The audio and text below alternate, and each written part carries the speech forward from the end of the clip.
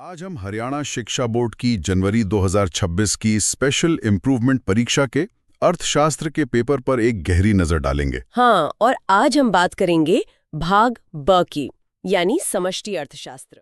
तो सबसे पहले वस्तुनिष्ठ प्रश्न, एक एक अंक के। हाँ, यहाँ हर एक अंक कीमती है। ठीक है। प्रश्न 18 है, निम्नलिखित में से दोहरी गणना की समस्या कौन सी विधि में होती है? ए आय विधि, बी व्यय विधि, सी उत्पाद विधि, डी इनमें से कोई नहीं। इसका सही उत्तर है सी उत्पाद विधि। अच्छा, और ये समस्या होती क्यों है? मतलब क्या है इसका? देखिए, जब हम राष्ट्रीय आय की गणना करते हैं तो हमें देश में बनी अंतिम वस्तुओं और सेवाओं का मूल्य जोड़ना होता है। उत्पाद विधि में अगर हम सावधानी न बरतें तो एक ही चीज का मूल्य कई बार जुड़ जाता है। जैसे मान लीजिए किसान ने 100 रुपए का गेहूं बेचा, मिल वाले ने उसे पीसकर 200 रुपए का आटा बेचा और बेकरी वाले ने उसे 300 रुपए की ब्रेड बनाई। ठीक है। अब अगर आप 100, 200 और 300 तीनों को जोड़ देंगे तो 600 आएगा, जो कि गलत है। क्यों? क्योंकि ब्रेड के 300 रुपए में आटे और गेहूं की कीमत तो पहले से ही शामिल है। यही दोहरी गणना है, बार बार एक ही मूल्य को गिनना। अच्छा, तो इससे बचने का तरीका क्या है फिर? 2 तरीके हैं। या तो आप सिर्फ अंतिम उत्पाद का मूल्य लें, जो यहाँ 300 रुपए है, या फिर हर स्तर पर जो मूल्य वृद्धि हुई है, यानी वैल्यू एडेड, उसे जोड़ें। जैसे किसान ने 100 की, मिल वाले ने 100 की और बेकरी वाले ने भी 100 की मूल्य वृद्धि की, कुल हो गए 300। समझ गया। अगला प्रश्न देखते हैं, प्रश्न 19। हाँ, भारतीय रिजर्व बैंक आरबीआई की स्थापना किस वर्ष हुई? ए 1947, बी 1950, सी 1951, डी 1935। इसका सही जवाब है डी 1935। तारीख थी 1 अप्रैल 1935। अच्छा। हाँ, और एक और बात यहाँ याद रखने वाली है कि स्थापना के समय ये एक निजी बैंक था। सरकार ने 1949 में इसका राष्ट्रीयकरण किया था। अच्छा, ये एक महत्वपूर्ण जानकारी है। बिल्कुल। ठीक है। प्रश्न 20, व्यापार शेष बैलेंस ऑफ ट्रेड से अभिप्राय है? ए वस्तुओं के निर्यात तथा आयात में अंतर, बी सेवाओं के निर्यात तथा आयात में अंतर, सी वस्तुओं तथा सेवाओं के निर्यात और आयात में अंतर, डी उपयुक्त सभी।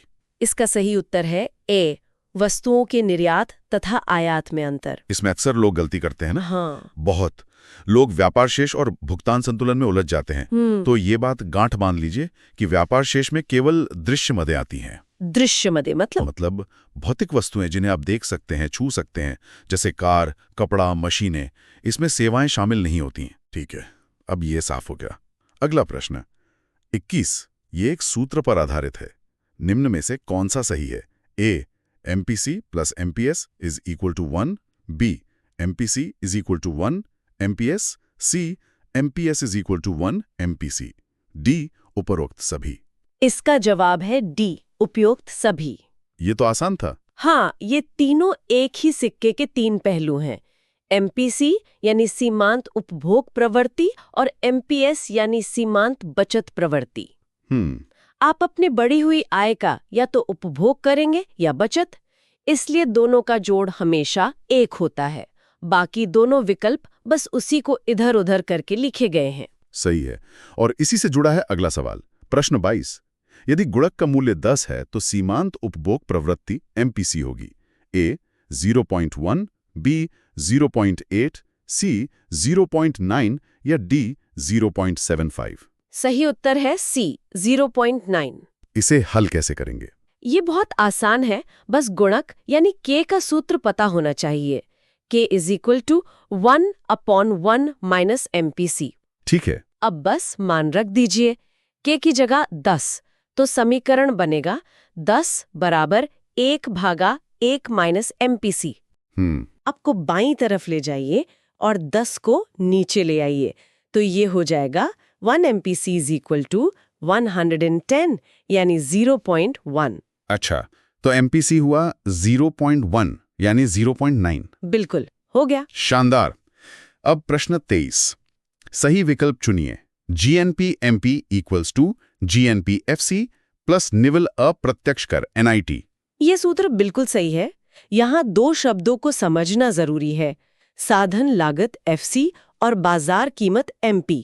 बताइए। साधन लागत को आप फैक्ट्री का गेट प्राइस समझ सकते हैं, लेकिन जब वो चीज बाजार में बिकने आती है तो सरकार उस पर टैक्स लगाती है और कभी-कभी सब्सिडी देती है। हाँ। टैक्स और सब्सिडी के इसी अंतर को निव्वल अप्रत्यक्ष कर कहते हैं। तो फैक्ट्री प्राइस से मार्केट प्राइस तक आने के लिए हमें ये NIT जोड़ना पड़ता है। ठीक है। अगला प्रश्न 24। रिक्त स्थान भरें। मुद्रा का संचय मुद्रा का डैश कार्य है। यहाँ आएगा गौण यानी सेकेंडरी। गौण क्यों? क्योंकि मुद्रा के प्राथमिक काम है विनिमय का माध्यम और मूल्य का मापक। पैसे को भविष्य के लिए बचाकर रखना इसका एक सहायक कार्य है। प्रश्न 25 भी रिक्त स्थान वाला है। MPS जितनी अधिक होगी गुणक उतना ही होगा। यहाँ आएगा कम, लोअर।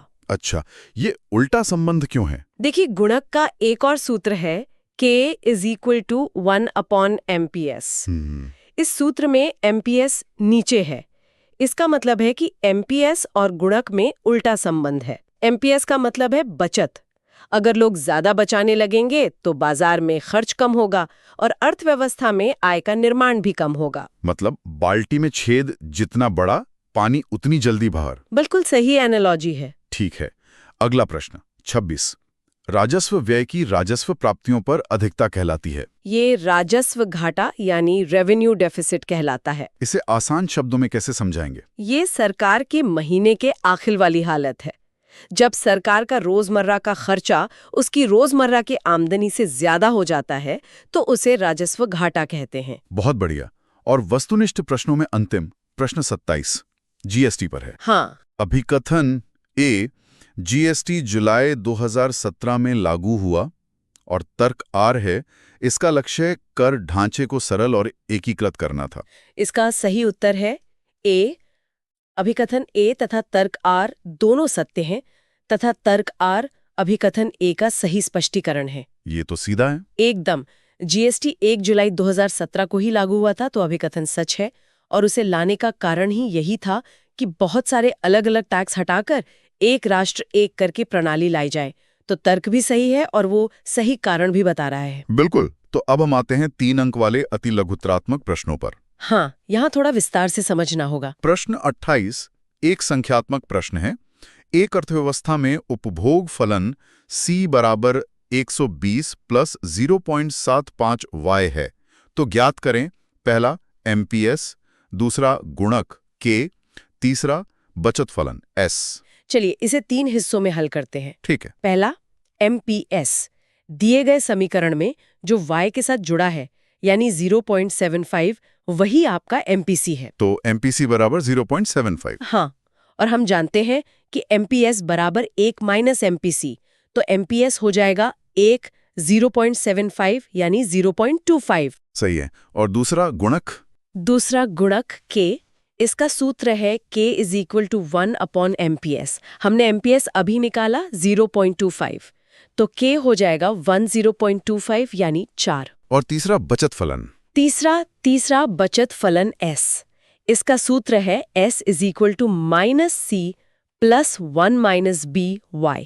समीकरण में 120 हमारा C बार है और 1 - B हमारा MPS है जो 0.25 है। तो बचत फलन हुआ S = -120 + 0.25Y। बिल्कुल सही। अगला प्रश्न 29। भुगतान संतुलन यानी BOP को परिभाषित करें तथा व्यापार संतुलन यानी BOT और भुगतान संतुलन यानी BOP में अंतर बताएं। पहले परिभाषा देखते हैं। भुगतान संतुलन यानी BOP एक देश का बाकी दुनिया के साथ एक साल में हुए सभी आर्थिक लेन देनों का एक खाता बही है। और BOT और BOP में क्या अंतर है? 3 मुख्य अंतर हैं। पहला, BOT का दायरा छोटा है, इसमें सिर्फ वस्तुओं का व्यापार आता है। BOP का दायरा बहुत बड़ा है, इसमें वस्तुएं, सेवाएं, पूंजी सब कुछ शामिल है।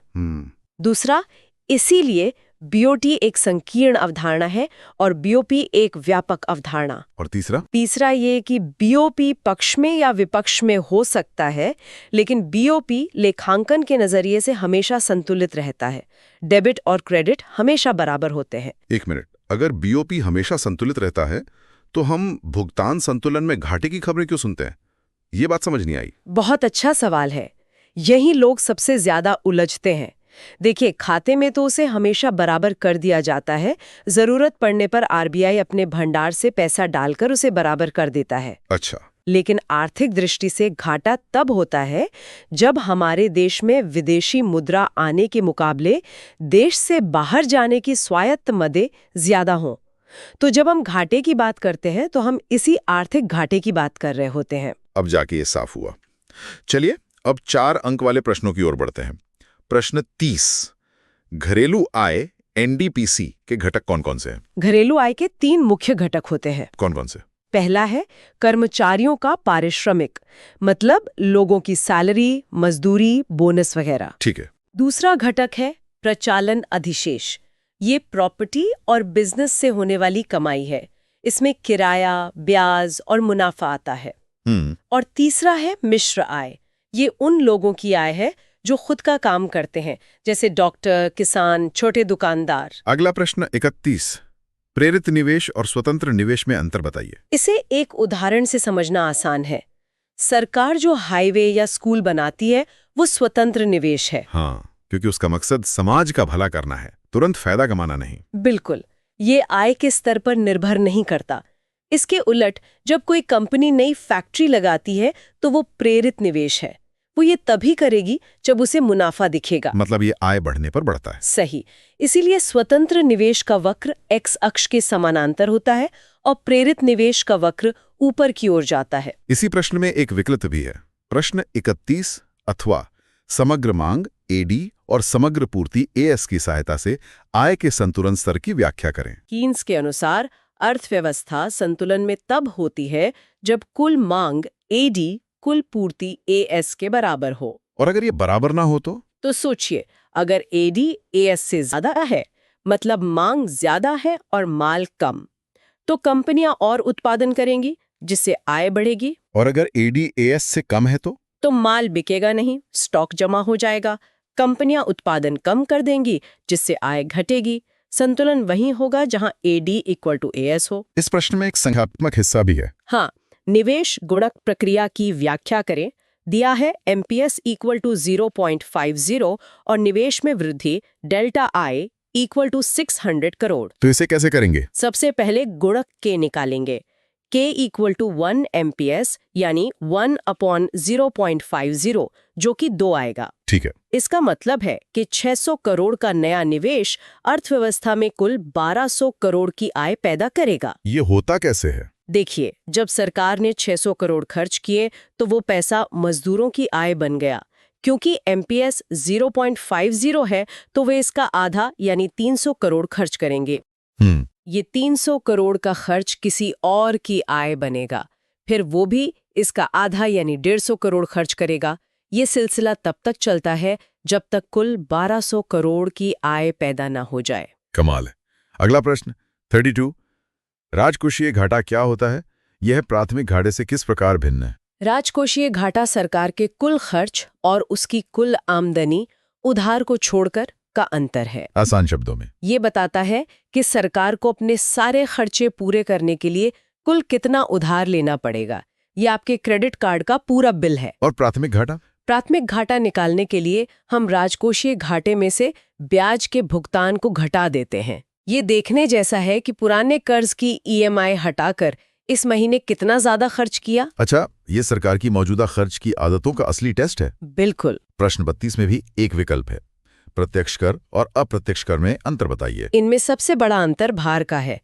प्रत्यक्ष कर का भार आप किसी और पर नहीं डाल सकते। इनकम टैक्स आप पर लगा है तो आपको ही भरना है। और अप्रत्यक्ष कर? उसका भार टाला जा सकता है। जैसे दुकानदार पर जीएसटी लगता है, लेकिन वो उसे सामान की कीमत में जोड़कर ग्राहक से वसूल लेता है। एक और अंतर है ना? हाँ, प्रकृति का। प्रत्यक्ष कर प्रगतिशील होते हैं, मतलब अमीरों पर ज्यादा, जबकि अप्रत्यक्ष कर प्रतिगामी होते हैं क्योंकि इनकी दर सबके लिए एक होती है। ठीक है। और अब आते हैं सबसे बड़े 6 अंक वाले सवालों पर। प्रश्न 33, भारतीय रिजर्व बैंक आरबीआई के कार्य क्या हैं?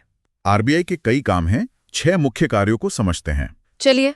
पहला, नोट जारी करना। 1 रुपए के नोट और सिक्कों को छोड़कर सारी करेंसी आरबीआई छापता है। दूसरा, सरकार का बैंकर। वो सरकार के खाते रखता है और उन्हें वित्तीय सलाह भी देता है। तीसरा, बैंकों का बैंक। सभी बैंकों का खाता आरबीआई के पास होता है। ठीक है। चौथा, अंतिम ऋणदाता। जब किसी बैंक को कहीं से पैसा नहीं मिलता तो आरबीआई उसे बचाता है। पांचवां, साख नियंत्रण, यानी महंगाई को काबू में रखना। और छठा, विदेशी मुद्रा का संरक्षक। बहुत अच्छे। प्रश्न 33 का वैकल्पिक प्रश्न है, साख नियंत्रण की मात्रात्मक विधियां कौन सी हैं? ये वे विधियां हैं जो पूरी अर्थव्यवस्था में पैसे की सप्लाई पर असर डालती हैं। जैसे बैंक दर, खुले बाजार की क्रियाएं, सीआरआर, एसएलआर और रेपो रेट। इन सब का मकसद एक ही है? हाँ, इन सभी उपकरणों का मकसद अर्थव्यवस्था में मुद्रा की आपूर्ति को नियंत्रित करना है। जैसे दरें बढ़ाने से लोन महंगा होता है और बाजार में पैसा कम हो जाता है, जिससे महंगाई पर नियंत्रण होता है। और अब इस प्रश्न पत्र का अंतिम प्रश्न, प्रश्न 34, राष्ट्रीय आय को मापने की व्यय विधि की व्याख्या करें। ये विधि इस सिद्धांत पर काम करती है कि देश में जो भी अंतिम उत्पादन होता है उस पर कोई ना कोई तो खर्च करता ही है। तो अगर हम सारे खर्चों को जोड़ दें? बिल्कुल, तो हमें राष्ट्रीय आय का पता चल जाएगा। इसका सूत्र है GDP-MP = C+I+G+XM। और ये CIG क्या है? C है हमारा और आपका निजी खर्च, G है सरकारी खर्च, I है निवेश का खर्च और XM है शुद्ध निर्यात। और इससे राष्ट्रीय आय तक कैसे पहुंचते हैं? इन सबको जोड़ने पर हमें GDP-MP मिलता है। इससे राष्ट्रीय आय यानी NNP-FC तक पहुंचने के लिए हम पहले घिसावट घटाते हैं, फिर शुद्ध अप्रत्यक्ष कर घटाते हैं और आखिर में विदेशों से मिली शुद्ध आय को जोड़ देते हैं। ठीक है। और प्रश्न 34 का अंतिम विकल्प एक संख्यात्मक प्रश्न है। हाँ, इसमें हमें GDP-MP, घरेलू आय और प्रचालन अधिशेष ज्ञात करना है। चलिए गणना करते हैं। क्या आंकड़े हैं? आंकड़े हैं बिक्री 4000, मध्यवर्ती उपभोग 600, कर्मचारियों का पारिश्रमिक 1500, मूल्यह्रास 200 और शुद्ध अप्रत्यक्ष कर यानी NIT 500। सब करोड़ रुपए में है। तो सबसे पहले GDP-MP निकालते हैं। यहाँ हमें बिक्री और मध्यवर्ती उपभोग दिया है, तो हम उत्पादन विधि का इस्तेमाल करेंगे। फॉर्मूला है GDP-MP = बिक्री मध्यवर्ती उपभोग। स्टॉक में बदलाव नहीं दिया है? हाँ, तो उसे शून्य मानते हैं। तो 4600, ये हुआ 3400 करोड़ रुपए। ये हमारा पहला जवाब है। ठीक है। अब आते हैं उस हिस्से पर जिसका हमें खास ध्यान रखना है, घरेलू आय यानी NDP-FC की गणना। और यहाँ जमा घटा के निशानों को बहुत स्पष्ट रूप से समझना है। जरूर। घरेलू आय NDP-FC का फॉर्मूला है GDP-MP मूल्यह्रास शुद्ध अप्रत्यक्ष कर यानी NIT। हमारे पास GDP-MP है 3400। हाँ, इसमें से हमें 2 चीजें घटानी है। अब सवाल है क्यों घटानी है? बताइए। क्योंकि GDP देश में बनी चीजों की कुल मार्केट वैल्यू है, लेकिन ये पूरी की पूरी कमाई नहीं है। इस कमाई को पैदा करने में जो मशीनें घिसी यानी मूल्यह्रास, और जो हिस्सा सरकार ने टैक्स के रूप में ले लिया यानी NIT, वो हमें हटाना पड़ेगा। तभी हमें देश की असली घरेलू आय मिलेगी। ओके, तो आंकड़ों के हिसाब से गणना क्या होगी? बढ़ना होगी। 3400 जो हमारा GDP-MP है, उसमें से घटाएंगे 200 जो मूल्यह्रास है। तो बचा 3200। सही। और फिर उस 3200 में से घटाएंगे 500 जो NIT है। तो 3200, 500 यानी 2700 करोड़ रुपए। बिल्कुल। स्रोत में इसे ऐसे भी लिखा है कि दोनों घटाने वाली रकमों -200 और -500 को पहले जोड़ लिया जो बना -700 और फिर उसे एक साथ 3400 से घटा दिया। नतीजा वही आएगा। हाँ, 3400, 700, 2700 ही होता है। मुख्य बात यह है कि ये दोनों ही अर्थव्यवस्था की लागतें हैं जिन्हें कुल उत्पादन में से हटाना पड़ता है। ये बिल्कुल साफ हो गया। और यहाँ एक दिलचस्प बात है, हमें GDP-MP 3400 करोड़ रुपए से घरेलू आय 2700 करोड़ रुपए पर आने के लिए मूल्यह्रास और टैक्स घटाने पड़े। ये दिखाता है कि देश की हेडलाइन GDP और असल में लोगों और कंपनियों की जेब में जाने वाली आय, मतलब घरेलू आय, में कितना बड़ा अंतर हो सकता है। ये 700 करोड़ का अंतर ही हमें बताता है कि अर्थव्यवस्था की मशीनरी को चलाने की असल लागत क्या है। बहुत बढ़िया पॉइंट है। अब आखिरी चीज निकालते हैं, प्रचालन अधिशेष यानी ऑपरेटिंग सरप्लस। इसके लिए क्या करेंगे? इसके लिए हमें आय विधि का फॉर्मूला इस्तेमाल करना होगा, जो दिखाता है कि अलग-अलग तरीके कैसे आपस में जुड़े हैं। घरेलू आय NDPFC 3 चीजों से मिलकर बनती है। कर्मचारियों का पारिश्रमिक COE प्लस प्रचालन अधिशेष OS प्लस मिश्रित आय। हमारे पास NDPFC है 2700, COE है 1500 और मिश्रित आय है 400। तो बस प्रचालन अधिशेष निकालने के लिए हम कुल घरेलू आय में से बाकी दोनों आय घटा देंगे। मतलब OS is equal to 2700, 1500, 400। एकदम।